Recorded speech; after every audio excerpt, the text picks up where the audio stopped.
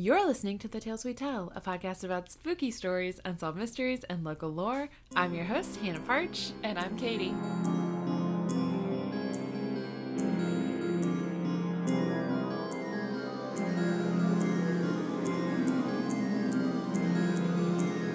I caught the NPR voice right as I started. I tried to change it. I tried. I started laughing. I was like, oh, you're going to mess her up. Oh well. So I tried to school my face, but it was too late. It's okay. Welcome back to our home, where our plumbing doesn't work, and... Oh no, when you have guests. I know. Our kitchen sink is clogged, and has been for several days, and we kept thinking that we could fix it on our own, and... You tried the Drano stuff? We've done 3 rounds of Drano, which I know is bad. Yeah. We've got I got a hand auger. We can't get it past a certain point. I'll send you, we use this hardcore Drano stuff every now and then because one of our sinks used to have a really bad problem with just getting clogged. And Drano wouldn't work either. And so then we use this stuff and it smells foul. It is great. Industrial strength. But I'll send you a... Oh, okay, great. Because we also tried a plunger. I've tried baking soda and vinegar, hot water, all that good stuff. And then all the Pinterest and TikTok tricks. And then today, Connor got under there because we took the pipes apart. Jarek and I have both done that on separate occasions. And he was like, yeah, you're going to need to call a plumber. And I was like, well, thank you. It is Sunday of Memorial Day weekend, and we have people staying at our house. So currently... Jarek, his mom, and his sister are cooking tacos, I think. It smelled really good when I came in. Yes. And and kill for some tacos. You're welcome to have some before you leave. I think she's also making some spinach dip for tomorrow. But sounds wonderful. I wish I could have that, too. Oh, that's right. You can't have your cruciferous. There we go. But spinach is just a regular leafy green. It's not cruciferous, I don't believe. Okay. Well, I didn't know you weren't doing leafy greens either. No, I can't have leafy greens. Oh, you can. But there's dairy in. Oh, yeah, there's a lot of dairy in it. I'm doing an experiment. Dang. Involving your child's farts. Yeah. Basically, to make the critter happy, since I am breastfeeding, the jury's still out, of course, on whether or not what you eat impacts the breast milk. And you're part of that study now. It's my own personal study that I'm doing right now. So I have stopped eating a number of things. So caffeine, chocolate, garlic, cruciferous vegetables like broccoli, one of my favorite vegetables, Brussels, my other favorite vegetables, and all dairy, because dairy has become such a common allergy or intolerance for children. And so I'm getting all of that out of my system and basically cutting out all of the joy in my life. Yeah. But the one caveat is that I can at least still drink alcohol to drown out the sorrows of my lack of joy. Well, that's good. Except I can't drown out my sorrows because I can only have a limited amount of alcohol at certain times in between feedings. Are you going to be able to eat the shrimp tomorrow? Tomorrow is going to be a pump and dump day. Okay. And he's getting formula. Nice. Not messing that up. Speaking of wine, we are drinking a wine called Eccentricity. I hope I'm saying that right. It's a white table wine from the Finger Lakes, and my mother-in-law brought it down. It's tasty for a white, too. I know. It's sweet, but it's not too sweet. Yeah. It's very drinkable. Now, I'm not a white person. Let me rephrase. But I am very white. What if no one had ever seen any of our pictures and had only listened to this? It's pretty obvious both of us are white. They were like, oh my god. I never claimed to not be white. Before we start, I have a small gift for you. It's in that bag. Why, thank you. It's not from the wine, or from the wine Midtown store. Olive Oil? It's not from the olive store. Why, thank you. It's from Walmart because I can't not do these things. And Is it for Critter? Yes! No, it's for you, Katy. I was about to say, I'm feeling very large these days, and nothing that would fit me is going to fit in that bag. Oh, how cute. Couldn't not... Oh, good, it's 3 to 6 months. Yeah, I was like... I'm guessing by sizes now, because... Well, he's going to be 3 months officially next Wednesday, or this coming Wednesday. I, for some reason, thought that I don't know, that the sizing was different, but I looked at that, I eyeballed it, and I was like, I'm pretty sure that'll fit him. Also, Stephanie and Carissa got Tolly the same one. So... I can't wait. I know. Well, yesterday we had a little impromptu going away party for our friend Trey. Where's he going? Rocky Mount. Oh, okay. The company that he works for, it's a family business. Builder's Discount. Hey! Yay. I'll go ahead and plug them. Maybe they'll be an actual sponsor one day. No, so it's the family business. And one of their employees passed away last week. So Trey had to immediately go and take his place. Oh, wow. And it's really sad for all of us because we're losing our friend. Like, we knew it was going to happen. Like, part of his training, this is adorable. Part of his, like, training before he eventually, you know, takes over the company is to literally work his way up. So, like, sure, he's inheriting a company, but he's working in the company, working for it. And, like, working various roles throughout the whole company, which I think is a really cool way to do that, you know? Like, sure, it's one thing to inherit the company, but he's earning it. Yeah. It's like Undercover Boss, but, like, not reverse, but, like, backwards. I mean, it's just kind of like any person who is, like, loyal to a company that, you know, respects their employees, that, you can work your way up through the ranks. But anyway...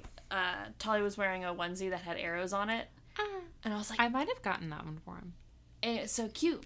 But Walker on Friday was wearing his arrow onesie. And I was like, we were one day off from them matching. And now we're going to match. Well, the whole reason... Well, I just stop in the baby section now, any place I go. And Stephanie and Carissa were like, I wonder if Tolly has anything... I wonder if they have anything for him to wear tomorrow. And they both decided that Connor did not have any Memorial Day feet.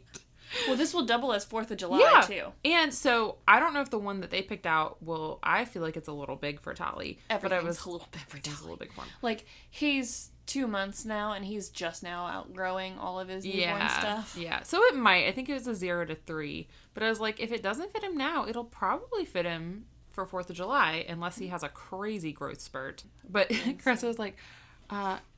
you don't mind that we're buying the same thing for Tolly as you got for Critter, do you? I was like, no, they're like best friends. We're gonna love it. They're gonna match. Are they? Cute. Is he planning on wearing it tomorrow? I'll have to get with Bianca. I don't know, because they haven't given it to him yet. Okay. Good, although Connor said he might come over tonight, so who knows? Well, I have a special crawfish boil outfit for Critter. I figured you might. So, but I also figured that kid can wear stars anytime because he is a star. My little shining star. Oh my gosh. Let's get to work. Let's do some announcements.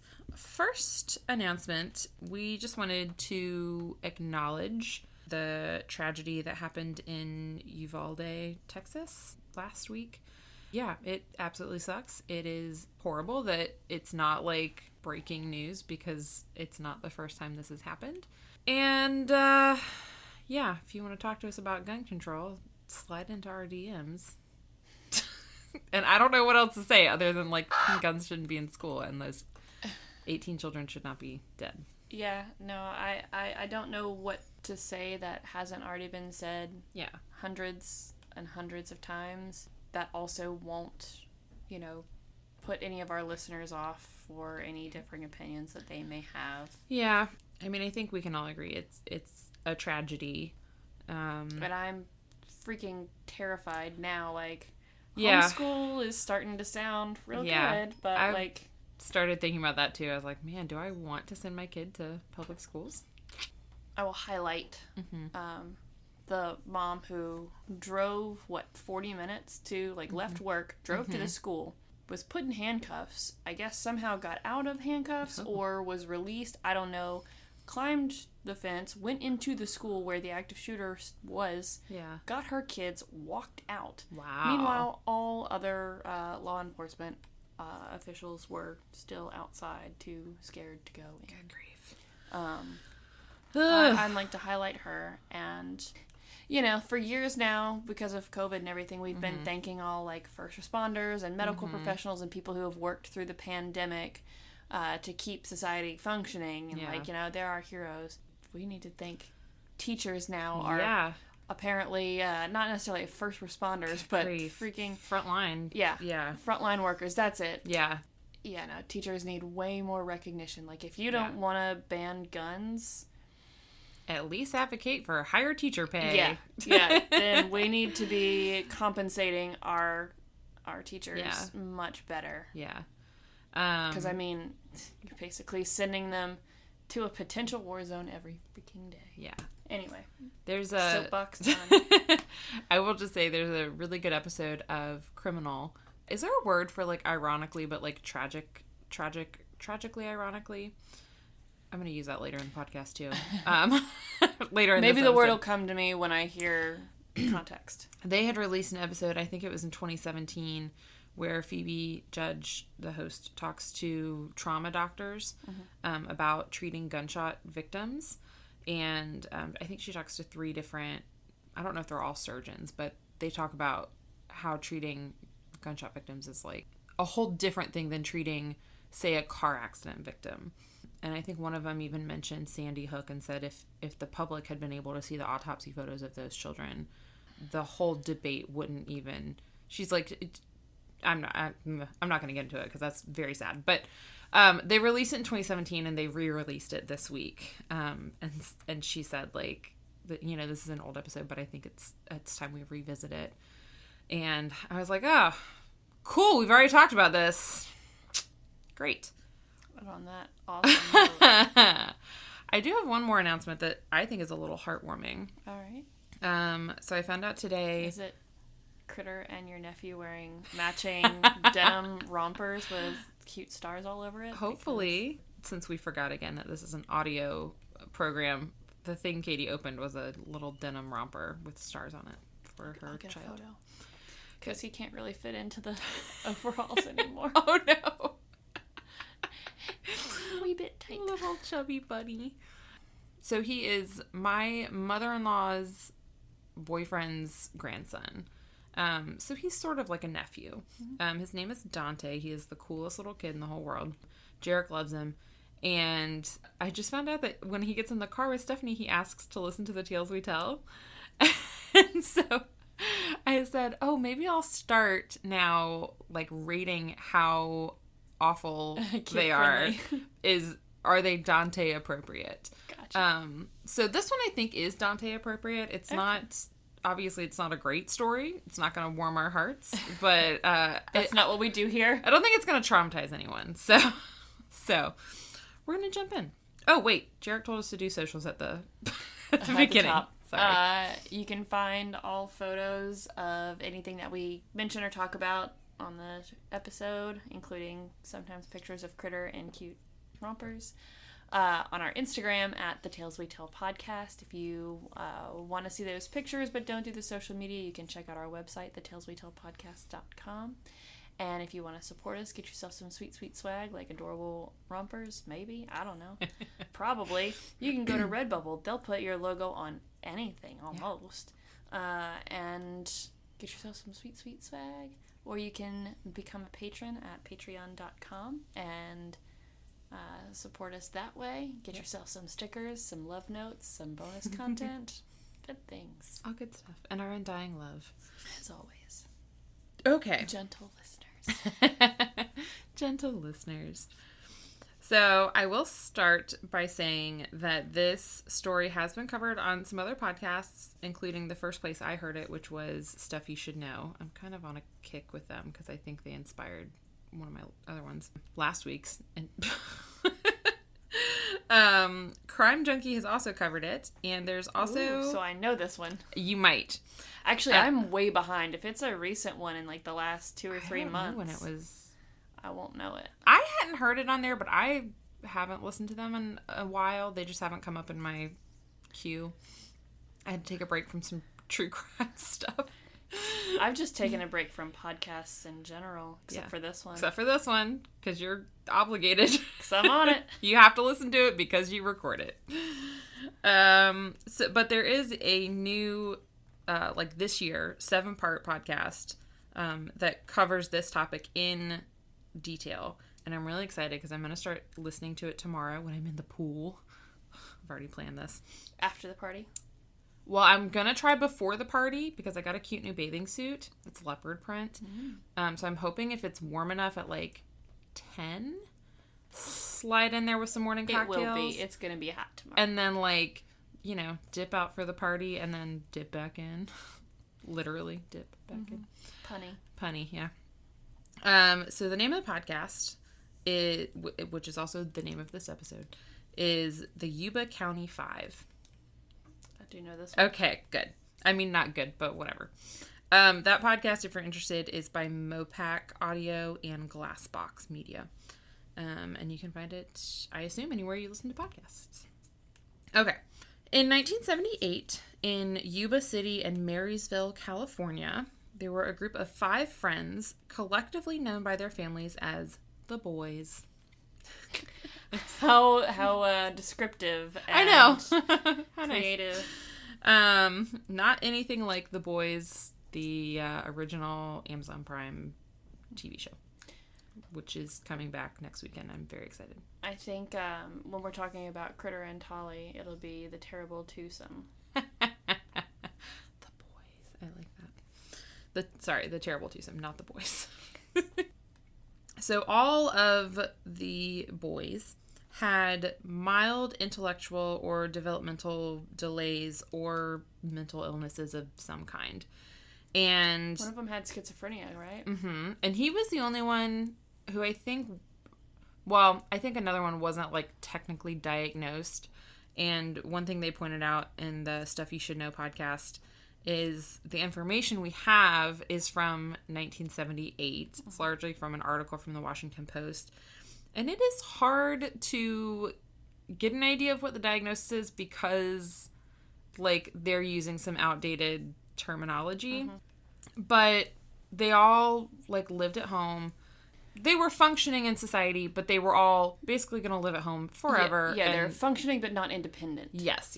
I mean, they could be independent in that they would, like, go on adventures and do activities together or whatever. And I thought I remembered that one of them, I thought it was the one that had, like, schizophrenia or something, that as long as he was on his medication and staying on it regularly, he was the most, like, you know, functioning person, like, a regular, everything is fine. Yeah.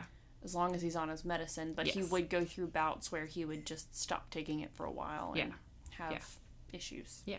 Spoiler. So I'm going to introduce you to them. They are Ted Weir, who's 32. Oh, I guess I can show you the picture that I have. Don't scroll, though, because there are spoilers. Spoilers for the story I've already heard. Yeah. I mean, spoilers and some cool maps that I did. Okay. So Ted Weir is 32. He was 5'11" and about 200 pounds. He had brown hair and brown eyes and curly brown hair, not curly brown eyes. He was described as, quote, handsome beer-bellied. According to his family, he, quote, lacked common sense. Some of the examples they gave is he would often ask why you needed to stop at a stop sign. And one time in a house fire, he refused to leave his bed. He had to be dragged out of the house because he was afraid that if he got up, he would miss work. Which I think he just thought, like, you go to bed and then you get up to go to work, and if you don't go to bed, you're going to miss work. Yeah, or if you get up before work, or I don't know, whenever you're not supposed to get out of bed until it's time to get up and go to work. Yes. He was also known to be friendly and trusting. He liked to wave at strangers and would get deeply offended if they did not wave back. I mean, I still do too. He worked as a janitor and a snack bar clerk. But his family was worried that his, quote, slowness was causing problems, and so they convinced him to quit and, I guess, just live at home. So that's Ted. I wonder what he would be diagnosed with today. The best I got was, like... I mean, it just sounds to me like an IQ of, like, a...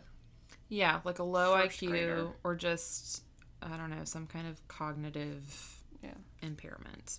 Which is why it's so hard, like... Man, this really isn't a feel-good story. But it is hard because you don't know, we don't have an understanding of, what their developmental level was, but I don't think they did either in 1978. And so, well, I mean, that's why I said I wondered what it would be considered today, because the field of psychology, I think, has changed a lot over the years. I mean, I feel like there's certain disorders that were around when, I was a kid that aren't around now. Like, it's still ADD, ADHD, but really, it's really, I think, only ADHD anymore. Yeah. Like, I think there's some combination of it, but they're no longer seen as separate diagnoses. Because I remember when I was a kid, it was like, oh, do you have ADD? Like, no, I have ADHD, or no, I just have ADD. Yeah. And a lot of things that we even schizophrenia, we just understand it more today. So with just, the science, like the literal science of things, understanding the brain chemistry, especially with, pharmaceuticals and everything, being able to treat some of these things. Yeah. Like, it's wonderful and spectacular. Yeah. Okay, so that was Ted. The next one is Jackie Hewitt. He was the youngest. He was 24. He was 5'9", 160 pounds. He had, oh wow, I definitely had a typo there. I think I meant to write, and this is a quote, a slight droop to the head. I definitely wrote slight room to the head, which doesn't make sense. Looks like he's got some wonky eyes. Yeah. He was kind of slow to respond, which I don't know if that just means physically slow in comprehending things. He was also kind of Ted's shadow. He followed Ted around, and Ted was kind of a protector for him. Jackie didn't like to use the phone, which who does? So Ted would dial for him if he needed to call someone.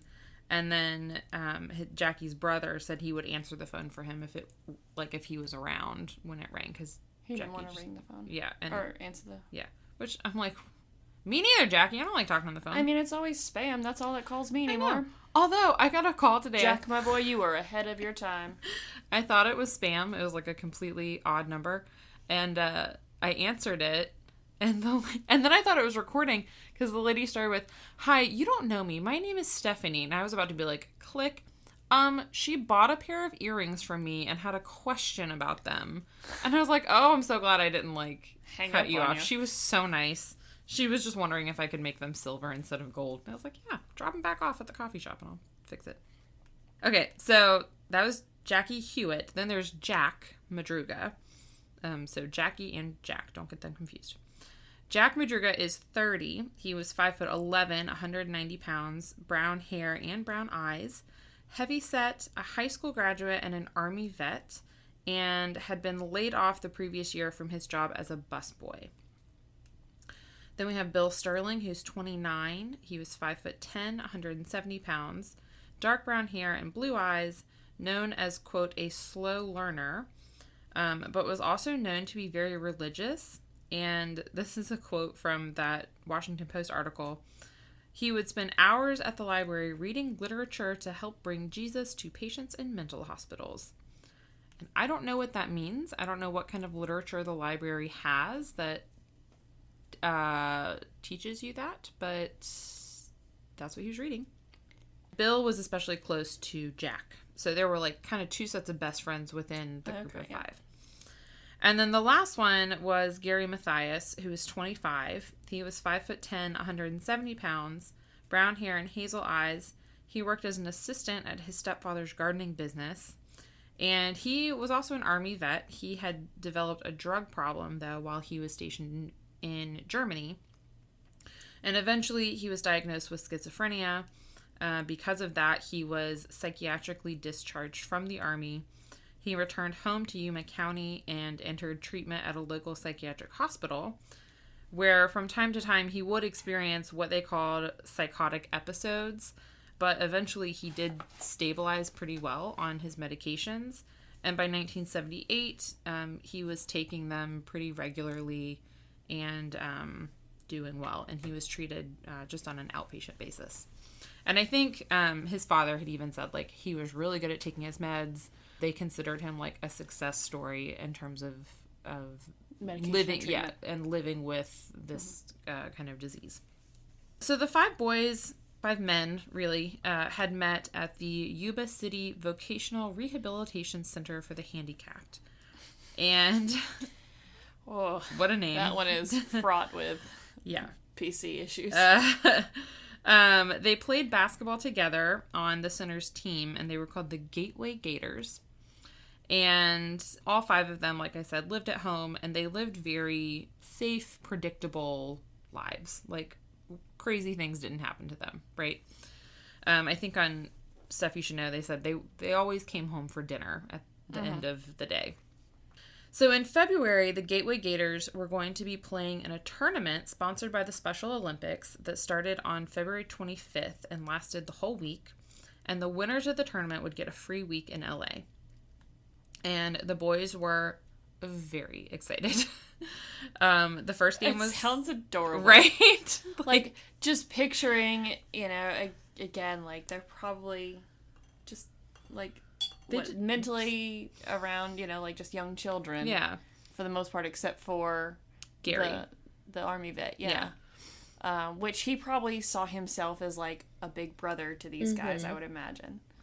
Well, like the leader. And I think they just all really loved sports. And so they loved to talk about sports. They loved to watch sports together.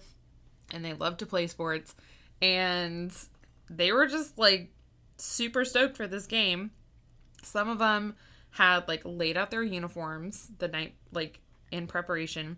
Ted had asked his mom if she would clean his new white high-top sneakers because they'd gotten scuffed. And Gary was, meanwhile, driving his mom crazy, reminding her not to let him oversleep because he had to get there on time. So, on February... Was he the one that had to be dragged out in the fire? No, that was Ted. Ted's the one who wants the high-tops cleaned. Oh, okay. Yeah, Gary is the vet, the one who's diagnosed schizophrenic. Oh, okay. Yeah. It's going to be hard keeping up with them all. That's why I have especially since pictures. 2 of them are named Jack. Yes, Jackie and Jack. Okay, so on February 24th, so the day before, the boys decided that they were going to go to the UC Davis basketball game that was being played in Chico, California, which was about 50 miles north. And they did this because they loved basketball. I mean, I could totally imagine wanting to go to see another basketball game the day before your game and getting pumped for hyped. it. Yeah. So Jack Madriga was one of the only 2 who had a license, and he had a 1969 Mercury Montego. And so he drove them up. And they went to the game. UC Davis won. Great night. So after the game, it's just before 10 o'clock, they get back into the Montego, and they drive 3 blocks to the Bears Market, which I assume is a convenience store. I didn't actually look that up. They're going to buy some snacks, because they got, like, almost an hour. I imagine it's something like a 7-Eleven, or maybe, like, a small grocery store thing. Yeah. So they bought... and I only listed this because the Washington Post listed it, and I was like, well, it must be important. They bought a Hostess cherry pie, a Langendorf lemon pie, a Snickers bar, a Marathon bar, 2 Pepsis, and a quart and a half of milk. Wholesome. Milk, questionable for a road trip, but... We gotta wash those pies down with something. You do you. The store clerk remembered them coming in because she was trying to close, and she was a little annoyed, which, fair. And then the boys piled back into the Montego, and they drove away, and that was the last time any of them were seen alive. So... the following morning, their parents all are understandably alarmed because they were expecting them home the night before, and they wake up and none of them are home. Oh, so they didn't stay up for them either, did they? I read somewhere that they were waiting up for them, but then everything else I read said, like, oh, Ted's mom woke up that morning and Ted wasn't home. And I think the article very sadly described she woke up very suddenly, and she described it as God deciding to end the last full night of sleep she would ever get. And I was like, ugh, that's so sad. Dramatic. I know. So Ted's mom called Bill's mom and Jackie's mom. Phone tree. Yeah, and then Bill's mom called Jack's mom. And then Ted's sister-in-law went down the street to Gary's stepdad, and they were, like, just checking everywhere. And I don't know why, but it was 8 p.m. before Jack Madruga's mom called the police, and I think officially, like, filed the report. And luckily, the police took it seriously. So it was Yuba and Butte County, right? Mm-hmm. Remember our first episode ever? Butte County? Okay. Yuba and Butte County police get involved, and they search the route that the boys took from Marysville to Chico. That is where you're first. You've got maps for me. I do. And full disclosure, they're all going to be the same with different things highlighted, so... Okay. So don't scroll. Okay, so they live down here. Uh-huh. That was his home. Yep. So they search all along that route, and they don't have any sign of the boys. They're kind of at a loss because I don't really know where else to look. I mean, looks like a fairly straight shot. Yep. It's not like there was an accident or anything. So on February 29th, a Plumas National Forest Ranger. Plumas. Wait. Also from our first. Oh, yeah. Oh, my gosh. What a callback. 115 episodes later. Plumas National Forest Ranger reported to police that he had seen a 69 Montego matching the description of, who did I say? Bill? Jack? Gary? Whatever.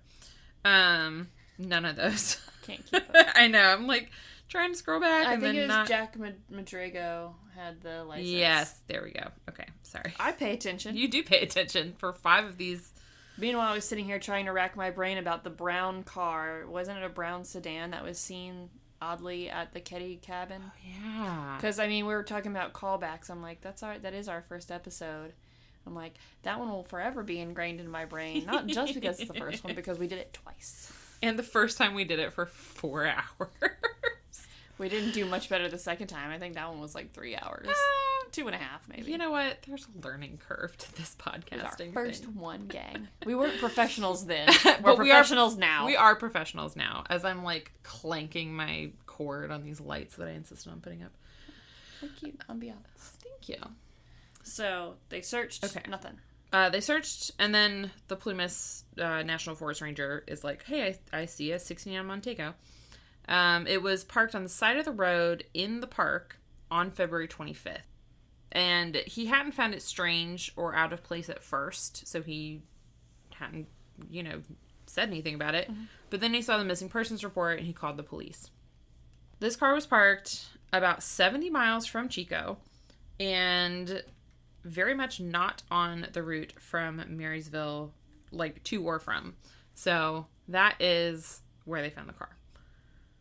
So if they're driving back from the game, they just took a left and drove up a mountain, basically. Yeah. So, I mean, that's not even that is a hard turn in the wrong direction. Yeah. For them to take. Yeah. That seems difficult. It's 2 lefts, really. I mean, if you look at it. Yeah. And I mean, it looks like it should just be one highway that they're taking. Yeah. Like, they shouldn't have gotten off at any exit until they saw Marysville. Yeah. It's almost like, when you see an exit that says gas, and you turn off that exit, and then the sign that tells you which way, and it's like, gas is like 7 miles this way, and you're like, what the fuck? Like, that's not a highway sign. And then you're just driving through this strange town trying to find the gas station you're looking for. The car was found up a long, winding, rutted dirt road. If you didn't find that strange where it was? Well, so I guess because it was going into the Sierra Nevadas. Uh-huh. Is it Sierra Nevadas or just Sierra Nevada? The Sierra Nevada range. Okay. So it was going into like a mountain range. And I guess it was a popular place for people to go for like ski trips or cross-country skiing or whatever. And I think the road where the car was stopped was kind of like, it wouldn't be uncommon for someone to stop there and then like hike out a bit. I don't know. I mean, I'm going to trust, the Plumas Forest Ranger to know the forest and know the habits of the visitors that this wouldn't have stood out as strange. I do just want to point out that we've had lots of instances of bumbling law enforcement in our stories of like, Wait, we probably should have mentioned this 5 days ago, or like, oh yeah, well now that you mention it, it does seem strange. Why did it not seem strange immediately? They're like, I'm in charge of the park. I'm not in charge of the cars in the park. It was up about 4,400 feet. That's how far up the mountain they've gone. And it was very remote and very heavily wooded. I know who that is. His name is Derek. We've named that stupid thing. I hate him. And that still kind of made my heart jump a little bit. Hold on. Nope, it's locked. Locked, sucker. You and Derek stay outside. Hold him back up so I can take a picture. Did I get you, though? You got me. Did I? Yeah. We came around this way, and then the light came on, so we ran. I saw the light come on, and I was like, I just kind of kept looking out the corner of my eye, and I'm like, why did the light come on? That's why we locked that door. And then I just saw something out of the corner of my eye, and I'm like, I know, I'll throw my fidget toy at him. I hate that thing so much. It's for everyone, go look at the Instagram.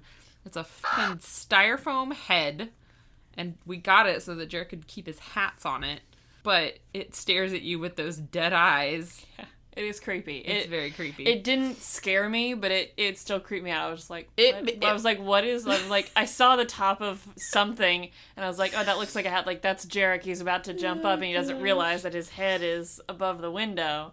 And then it kept coming up, and I'm like, no, that's Jarek with, like, a weird, You're like, that's not stocking human thing on his face. And I was like, no, that's the styrofoam head. I hate it so much. Yeah. Anyways, his name is Derek, and he's a fucking kid. This episode of The Tales We Tell is brought to you by the Crafty Criminologist. Do you love cute and creepy stationery and stickers? What about ghoulish earrings and adorable ghosts? Then check out The Crafty Criminologist on Etsy and Instagram. She makes stickers, jewelry, study guides, and more. Just go to etsy.com and search @craftycriminologist and be sure to use code TheTalesWeTell at checkout for 15% off your order. That's The Tales We Tell for 15% off. So they search the car, and inside they find wrappers from the snacks that they had bought, programs from the game, a couple maps of California. They also found that it was unlocked, the keys were missing, and one of the windows was rolled down, and it had a quarter tank of gas left. So I think the first thought is like, oh, they ran out of gas, or oh, they had some car trouble or something. Sounds like they just found a scenic overlook and decided to go for a little walk. Yeah. Like, so, or, hey, we all need to go pee, so let's just pull over here, walk into the trees a little bit, have a pee break. A couple things were immediately a little weird. None of the boys had any connection to the area. Jack's family said that he hated the cold weather and had never even been to the mountains. Bill had been fishing or camping once, but he had hated it and never gone back. Me too, Bill. Boo, Bill. We can't be friends. Also, probably because you're dead. Spoilers. Take a drink. It's been since the 70s. People from the 70s are still alive. How old were these kids? Like in their 30s or something, right? I mean, I did say none of them were ever seen alive, so whatever. Yeah, so you spoiled it. You take a drink. I did take a drink. So the car initially, like I said, looked like maybe they had had car trouble. And then they said, oh, it looks like they got stuck in a snowdrift. Like, it wasn't like it was stuck. They said 5 men, healthy young men, could easily have pushed this car out. Right. And then they also hotwired the car to check for, engine trouble. And it started right away. Didn't have any kind of engine problems. Jack was also very particular about his car, so no one else could drive it. He would never have left it unlocked with the windows rolled down. He also probably wouldn't have loved the idea of driving it over such a rough, uneven terrain. And they did note that when they got the car back and inspected it, there wasn't any kind of damage on the undercarriage. Like, no dents, no scratches, no anything. And they said that means you either had to know that road so well that you could like kind of anticipate every little thing, or you had to be driving super slowly in the dark, uphill, like basically crawling uphill so that you're not like damaging your car. So further searches of the area were immediately hampered because a big snowstorm came in. And convenient. Yeah. So now these 5 men are missing. They found their car, and there's some really bad winter weather. 5 mentally deficient, non-outdoorsy people are missing. Yes, in a very outdoorsy area. So there were a couple witnesses. Police did actually do some police work in. A man named Joseph Shones, who was 55, came forward to tell police that he had actually been in the area on the night of the 24th. He said he was checking the snow line because he was going to take his family skiing at their cabin that weekend. So he was just kind of checking things out. And around 5:30, his car got stuck up about 150 feet, like up the road. And he got out to push it out, and while he was doing that, he started experiencing symptoms of a heart attack. Fun. So he got back in his car, and he laid down, and he had the car running, and he's like, I guess I'm just going to kind of wait this out. So he's just laying there for a long time. And he said around 11:30, so 6 hours later, he saw headlights behind him, and he heard a strange kind of whistling sound. So he gets out of his car, and he sees that another car has parked behind him, kind of a ways down. He said in the headlights of that car, he could see what looked like a group of people, and one of them looked like it was a woman holding a baby. So Joseph calls to them for help. He's like, hi, I'm having a heart attack. Can you help me? When they heard him, they stopped talking and turned off the headlights. And so he was like, okay, never mind. I guess I'm going to get back in my car. And then a little while later, he saw flashlight beams behind him. And again, he calls for help. And again, at the sound of his voice, the lights turn off and kind of disappear. He also said that he thought a pickup truck parked about 20 feet behind him for a short time and then drove off. But he did tell police he couldn't be 100% sure because by this point, he was delirious with pain. Yeah, I was about to say, because by this point, he's having a freaking heart attack. He's having a heart attack, yeah. Which, he's fine, or he was fine, probably not anymore, but he ended up being fine, but doctors did confirm that he had a mild heart attack, so that's what was happening. So he laid there pretty much until his car ran out of gas, and then he was able to, like, the pain subsided enough that he was able to walk 8 miles down the road to the closest establishment, which was a lodge. That's like the guy that died at my friend's work that my friend is taking over for. He had a heart attack on his way from Washington to town and was like just outside of town, realized he was having a heart attack, drove all the way back. No. No, it wasn't Washington. It was Rocky Mount. Rocky Mount to where? Our town. Oh. And Jeez. so he was almost here, realized he was having a heart attack, turned around and drove back. No! I think so, but basically... Pull over and call 911. Well, he was originally like, I think I'm having a heart attack, but like, I'm okay, and like, still going. And then by the time he got to the hospital, he was like, oh yeah, no, this was like a major heart attack. Oh no. He was like, ugh. And so, he changed his diet, did all the right things. Everything was great. Until I think it was like 8 months later. Jeez. Just. Life is short. So, I mean, like, this guy doing this, I'm not shocked by. Yeah. Well, and what else was he going to do? Yeah. But. I mean, his options were do that or freeze to death in his car. Heart attacks are grossly exaggerated or misrepresented on TV shows and movies and stuff. Much like childbirth. Maybe he took a Bayer aspirin. He must have. He must have done that. So on his way, on the very beginning of this 8-mile hike, he did pass the Montego Park, where police found it. So it had remained there. And then a woman who worked at a store in Brownsville, which I have circled conveniently on the map, which was about 30 miles from where the car was found, told police that four of the boys had come into the store 2 days after their disappearance. So 30 miles back down the road. This is a weird squiggly everywhere. Yeah, and it's pattern. This one confuses me a lot. So she said they had been driving a red pickup truck, which Joseph said that a pickup truck pulled up behind him. Allegedly.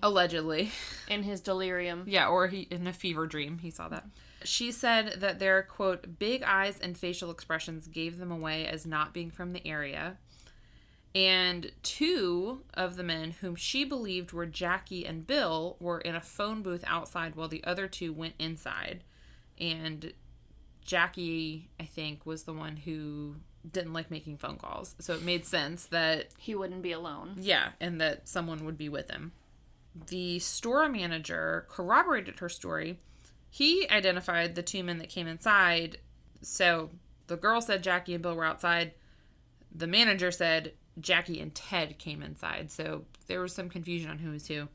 Well, again, both of them are Jack. Just one goes by Jackie. Yes, but they look different. So, I don't know. The store manager said that they bought burritos, chocolate milk, and soda, which tracks. I mean, that tracks. Both the woman and the manager were deemed credible witnesses by the police. And Ted's brother said... I mean, why not? What do they have to gain by having these sightings? There was a reward out for, information. Never mind. But... Okay, so Ted's brother is like, okay... Overall, these actions sound very out of character. Like, them being in a strange car, in a strange town, on the, days after they were supposed to play this game they were really excited about. That all sounds not like them. But the descriptions of their behavior sound very accurate. He said that Ted would, quote, eat anything he could get his hands on. And that he was especially close to Jackie and often helped him make phone calls. And my question, because the stuff about the phone calls probably... Who are they calling? What? I don't know. Was it not a successful call? Did they call, Jackie's home and no one was there and didn't answer? I have no idea. But I feel like the stuff about the phones wouldn't... the fact that this young man didn't like making phone calls and needed help usually probably wouldn't be something that they would release to the public, when you're searching for him, right. I mean, they're not going to put hey, missing persons, look for this physical description, and doesn't like using the phone. Yeah, and here's some quirks about them. And I mean, while it probably is not super, it's not super weird or super out of the ordinary for 2 people to be in the phone booth. Yeah. It's still also... It's an interesting detail. Yeah. That... And to be oh yeah, these 2 people went into the phone booth together, and it's okay, well, knowing what we know about these 2 people, that actually makes sense. That does make sense, yeah. But whereas, Yeah. I mean, I'm glad that they thought to mention it, because, again, 2 people going into a phone booth is not obscure or weird or out of the ordinary. It's not common. Yeah. I mean, not anymore, because there's no phone booths anymore. Those are obscure and out of the ordinary. Yeah. So, that was it for witnesses. They just had those 2. And the weather, like they said, was really bad. They were kind of just relying on people to call in and say that they saw them. Until June 4th, when the ground had finally thawed, a group of motorcyclists stopped at a campsite that happened to be about 20 miles from where the Montego had been found months earlier. On the campsite was a trailer that was supposed to be maintained by the Forest Service. I would like to argue it was not maintained at all. They noticed one of the front windows had been broken, and so they go inside, and they are immediately struck by a foul odor. If you listen to true crime, you know what that means. Dead people. Yeah. So, lying on the bed inside this trailer, wrapped up in several sheets, was the emaciated body of Ted Weir. He had died of hypothermia and starvation. He had lost around 100 pounds, so he started out at 200 pounds and lost... And he was also described by his brother as would eat anything he could get his hands on. Yes. His feet were severely frostbitten, and next to him on the table were some personal effects, including his wallet that still had cash in it, his ring that had his name engraved on it, and a gold chain that he wore. There's also a watch that didn't belong to any of the boys, and a partially burned candle. He was wearing lightweight pants and a velour shirt, and he had been wrapped up in 8 sheets, including including his head and face. So his He did not wrap himself up. no. Okay. I mean, I don't know. My husband likes to, like, burrito himself up in our sheets so much. Like, he could probably manage wrapping his head and face up, I'd imagine. So if you can do that experiment, that would be great. And check back with me. No. I already have to fight him for sheets as it is. So this, to me, is, probably one of the most heartbreaking parts of this. So the beard growth. Oh, Tolly's here. I was going to say, I'm not the only one that hears a crying baby, right? Oh, okay. I have to come over while we're recording. Right in the middle of this really horrible fact I'm about to tell you. So the beard growth on Ted indicated that he had been alive for anywhere from 9 to 13 weeks before he finally succumbed to starvation and hypothermia. That's way better than any Naked and Afraid that I've seen. But it was 13 weeks since they had disappeared. So, like, on Stuff You Should Know, they said, I really, really, really hope it was closer to 9 weeks and that he didn't die right before he was found. Because that's just the worst. Ted's shoes, which were leather, were missing from the trailer, but Gary's shoes, which were just regular tennis shoes, were left behind. And the trailer actually ended up being an emergency trailer. And again, I need the word for a tragic irony. I don't know, make up a word for that. It was fully equipped to keep its occupants alive. So, like, the purpose of this trailer was if you're stranded in the woods. Yeah. So there was a couple sheds outside, one of which contained enough food that would have fed all 5 men for at least a year. There's a butane tank in one of the sheds that would have provided heat to the trailer. There were heavy forestry clothes that would have kept them warm. So they had found some food, they being Ted and whoever else was with him. Maybe the owner of this mysterious watch. Maybe. I don't know. It's little details like that I pick up on and I hate. Yeah, and again, that will never be resolved. Except for the strychnine and the pepper shaker did get resolved. Finally got that answer. There were about a dozen sea ration cans that had been opened and eaten, but none of the other food, like there's a whole other locker of food that just hadn't been touched. And there were also plenty of matches and books or furniture that could have been used to burn, and there was no evidence of a fire having been made. So they found a body, so police and search teams reconvene in this new area, and they searched in between the trailer and where the car was found. And they did discover the remains of Jack Madruga and Bill Sterling on opposite sides of the road, about 11.5 miles from the car and northeast of the trailer. And it appeared that they may have stopped to rest while either walking to the trailer or walking back towards the car. I think I read most likely on their way from the car to the trailer, and stopped and fallen asleep, which is a symptom of hypothermia, as you get very tired and just lay down to go to sleep and just froze. Lay down and die. Yeah. Jack's body had been partially eaten by animals and dragged towards a creek, and Bill's body was mostly bones at that point and had been kind of scattered. 2 days later, Jackie Hewitt's father, who was helping search the area, found his son's spine. This was about 2 miles northeast of the trailer, and his skull was found a few days later, about 300 feet away. They also found his jeans and his sneakers, and it was confirmed that he had also died of hypothermia. And then a 1/4 mile northwest of the trailer, so this was all northeast, was Jack, Bill, and Jackie. And then a 1/4 mile northwest of the trailer, I had a really hard time pinpointing on the map where the trailer was. Investigators found 3 Forest Service blankets and a flashlight, and they couldn't determine how long they'd been there.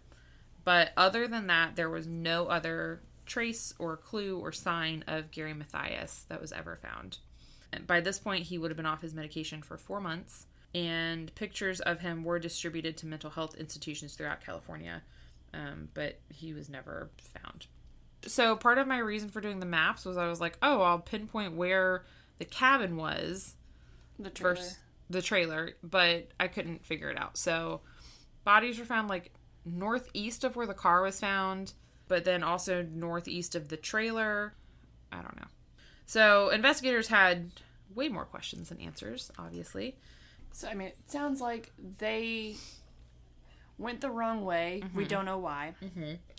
They got to a point where they pulled over and got out of the vehicle. Again, we don't know why. But they did, I don't know. Like, again, maybe it was like, we need to pee, or like maybe we need to figure out where we are. And so they started walking and then got lost because it's dark. Right. And then got really lost. Yeah. Stayed lost, found the trailer maybe at some point. Yeah. So some things that they think they know the answers to. They think that either Gary or Jack or both had been in the trailer with Ted, because the C rations were opened with a P38 can opener. And I looked up this thing. It's like a military issued can opener. I would not know how to open a can with that thing. I might be able to like hack it open if I was really desperate, but it was likely the only way they were getting into those cans was with someone who had already used one. It's a P38 can opener if you're looking it up. They also think the reason Gary's shoes were there and Ted's were not, they think that Gary probably switched shoes because his own feet were too swollen from frostbite to wear his own, and Ted's feet were bigger than his and leather. So theoretically, they would stand up more to the cold. They think that, like you said, Ted had not wrapped himself up in the sheets, but someone had done it for him, and perhaps they thought that he was already dead, which is why they wrapped his head. Maybe they thought they needed to keep his head warm, but someone... Or maybe it was covering, just couldn't look at him anymore. And they also think that it's possible that the boys thought that the trailer was private property and that they would get in trouble, so they had already broken in. Yeah, they didn't want to go looking through or steal. Yeah, and so thinking, we'll get in trouble if we take any more food, we'll get in trouble if we, like they said there were a lot of paperback books that could have been used for fires. I can very easily see someone saying, well, yeah, I am freezing to death, but that's someone else's books and I don't want to get in trouble for destroying their stuff. Oh, I mean, yeah, if you're talking about, like, the mental capacity of, like, a young child, basically, or the IQ of a young child, like, they old enough to know right from wrong, but not old enough to understand, like, survival instincts. Yeah. Or, like, no, it's okay to do what you need to do to survive. Yeah, like, yeah. It's one of those, I guess, gray areas in a way in life. Like, it seems like it should be one of those, like, basic things, like, do what you need to do to survive. But really it is kind of, I guess, a gray area if you're talking about, like, right versus wrong. Like, normally we do this. Yeah. Normally you're not just going to go into a trailer. Yeah. You're not going to burn property. You're not going to eat food that does not belong to you. Yeah. However, if you are lost, freezing, and starving... Yeah.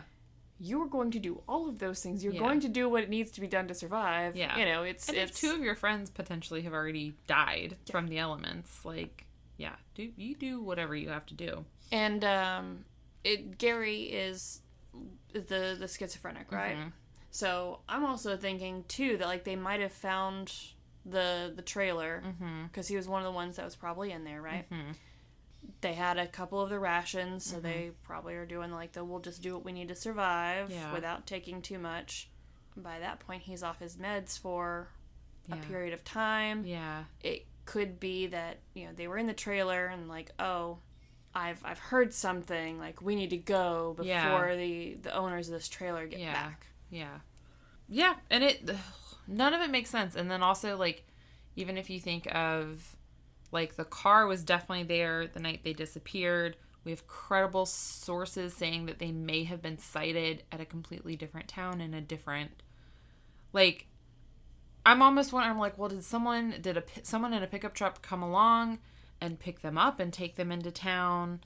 and then drive them back to their abandoned car where they then got lost on the way to the trailer. That's what I was about to suggest too, is that before they even found the trailer, maybe they got lost somehow. Yeah. And someone brought them to this convenience center or this store so they could try and make a phone call to call and say, hey, we got lost. Yeah. Pick up some food, and then somebody brought them back to the car. Yeah. They weren't even taken to the closest thing is like 8 miles away. They were taken like 30 miles away. I mean, see, like, again, like, It you're right. doesn't make any None of sense. it makes sense. Well, I'm going to end with some unanswered questions. I mean, the whole thing is unanswered. Well, more of them. So obviously no one knew why they were even on this mountain to begin with. Yeah, no, like that, you look at the map and it is... Yeah, it's... They basically just needed to get on the highway at, Chico or whatever, and just stay on the highway straight. till they got to their town. Yeah. And instead they took like a left. Halfway down, they took a hard left. Yeah. So Gary did know some people in Forbestown, which was also on the left. And theoretically, if you were going to try and stop in Forbestown and you missed the turn and turned at the wrong place, you may kind of end up where their car was. I mean, basically, you go in that general direction, make a couple wrong turns. Yeah. But go in that general area. And there's something called purposeful motion. Are you familiar with that? Probably, but not the... Not the term. the term. Can I guess? Yeah, guess. Is if you think you're lost, but you just keep going in hopes that you'll find something that's either a landmark or just something to reinstate that you're going the right direction or the wrong direction. Yep. Just keep moving. Yeah. That's basically it. It's the idea that you've already invested too much in getting to where you think you're going, and you think that it's got to be close, and it's better to just keep going than to turn around. So We used to do that a lot with my friend in college. She's very directionally challenged, and we were living in Chattanooga at the time, and we got on the highway to go back to town. This is our freshman year of college. Like, we had only been there for a little while. Hadn't explored much of the area yet. And again, she was very directionally challenged. Worse than me, and I'm not that bad, actually. I'm pretty bad, so. But we got on and we just kept going, and we're like, we should be, like, home by now. Like, we're in the country now. We should be in the city. Yeah. Things aren't right. And then we're like, oh, crap, we're in Cleveland. Like, okay, well, at least we know where we are. Yeah. Relatively, like, on a map. Uh-huh. So, but hey, look, there's a McDonald's up there. We'll go to the McDonald's, and then we'll turn around and go back the other way. But we're stopping, and we're getting some French fries because, you know, we didn't get lost. We just drove out to the Cleveland McDonald's because they had the best fries. Of course, that's what you we did. didn't get lost. We just went on an adventure, and that's what we would always say whenever we got lost. So I can see that being... It's just we committed to it. We got lost, but we committed. Yeah. So if someone like Gary is saying, no, it's just down here, we just, you know, it's just a turn off the road, we'll just go stop in real quick, and then they take the wrong turn and they're ending up a mountain, I can see how with this specific group it would make sense to keep going rather than saying, let's stop, let's turn around, let's double back and figure out where we messed up. Well, you also mentioned that the owner of the car is very particular about his car. And I imagine that, you said there was a quarter tank of gas left. I would imagine that he would see that and probably maybe start getting nervous about running out of gas. Yeah. And wouldn't want his car, that he apparently very, very prized possession to him, wouldn't want to run out of gas. Yeah. Be like, okay, we really have to figure out, like, do we keep going forward and potentially run out of gas, or do we try and go back? Yeah. Yeah. One of my questions, too, is Gary. Poor Gary, I keep focusing on him. Did he have kind of more of a dominant personality? Did they ever mention that? They didn't mention anything about it. I didn't know if that was part of, like, in the group dynamic at all. I imagine because he was the only one who wasn't described as, like, a slow learner. He just had what started as a drug problem and then eventually diagnosed was, schizophrenia. was but actively treated and yeah, responding well to his treatment and medications. I imagine that just naturally he would kind of be more of the leader. That's how I see it too, is that okay, he is, more intellectually developed than the rest of these guys, plus his military experience. He would have that, I don't know how long he was in the military for, but I imagine probably it doesn't take long to get some sort of leadership instilled into you. And I could see that he would be like, okay, I was in the military, we're lost, I've got some survival skills, I will take care of us, we need to do this, and this. But then also I don't know how long he can go without his medication before he starts coming apart. They did say that those friends in Forbstown hadn't seen Gary in over a year, and it would be kind of an odd thing for him to visit unannounced. So, friends, using air quotes there. Yeah, acquaintances. It's oh, yeah, okay, I know people. I mean, I could say I know people in Rocky Mount, but, I'm not gonna, on my way to Raleigh, stop in and see them, Yeah. And then also the fact that all 5 of these boys were so excited, so visibly and verbally excited, very obviously excited about this game the next day. It would seem very unlikely, and especially if they're the kind of guys who they're home for dinner every night. You can't deviate from the plan. Yeah, one guy couldn't deviate from his bed when the house was on fire. Yeah. They don't seem the kind to be doing the spontaneous things. Why they left the car is another question. If it hadn't broken down and they could have pushed it out of the snow. Why they went deeper into the woods instead of turning back. So there was one thing, which was that a snowcat had cleared some of the snow leading to the trailer. It was going to the trailer to knock snow off of the roof. And then I guess never touch it again for 4 months. And so they thought maybe the boys had seen those tracks and followed them.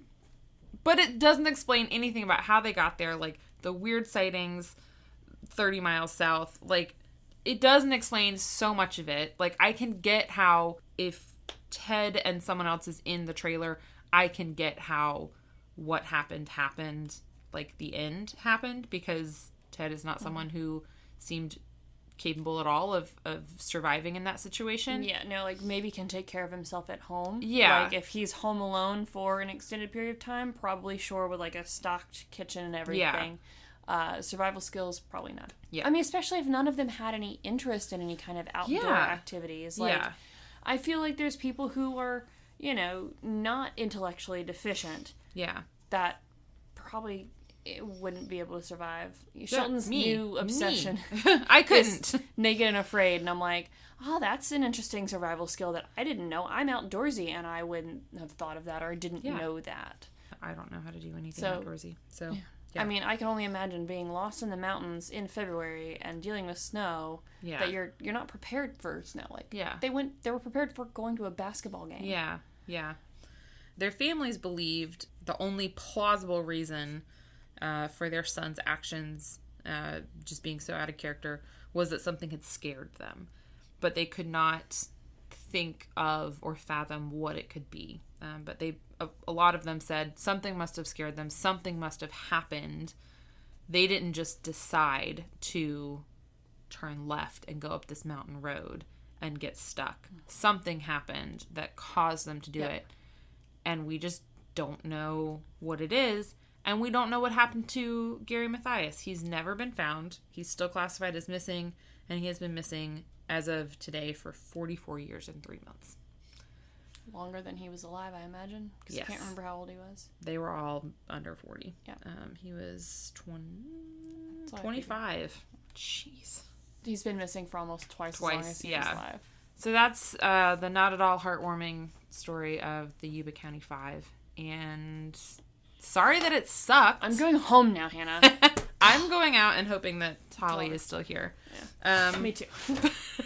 Thank you guys for listening. Thank you if you listened to our little bonus episode. We appreciate it. And we appreciate you guys listening and coming back every week. And we'll be back next week. So we'll see you then. Bye.